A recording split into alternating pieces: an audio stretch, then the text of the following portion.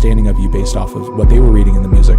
You then had to be on that, like, almost like buck that expectation and try to change that perception of yourself with people. And you know, I mean, like, what exactly, I guess, was kind of that realization point for you that you needed to kind of, like, not clean yourself up per se, but sort of like remind people, hey, like, you know, this is sort of like a cautionary tale here. I'm trying to, like, you know, relay some information to you and kind of, you know, give you my experiences, not encourage you to do what I'm doing.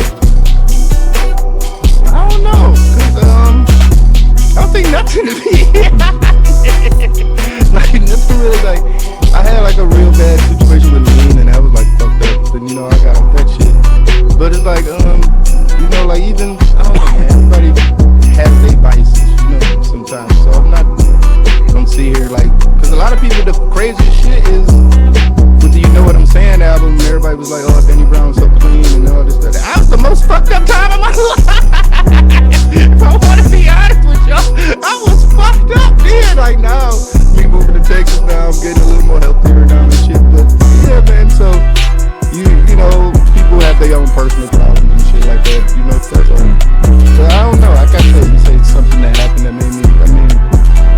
I mean, the Mac Miller thing definitely hit me really hard because you know, me and Mac Miller had our little things, you know, back in the day. But you know, mutual friends who were you know, we got cool and stuff. And then like right before, I remember one day, I was in LA and I was leaving and my flight got canceled.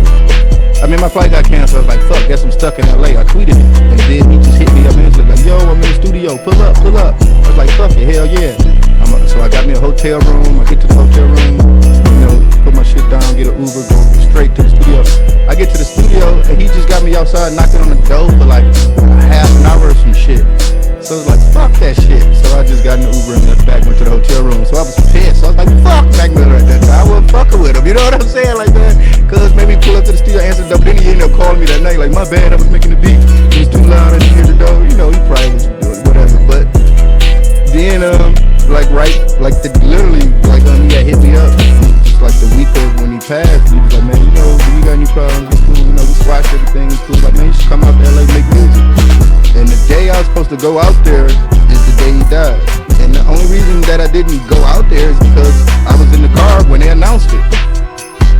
So it was like, fuck, you know. So I think, yeah, that was definitely a cautionary tale for me, because every time I feel like stuff is going a little too far, I think about him. Yeah.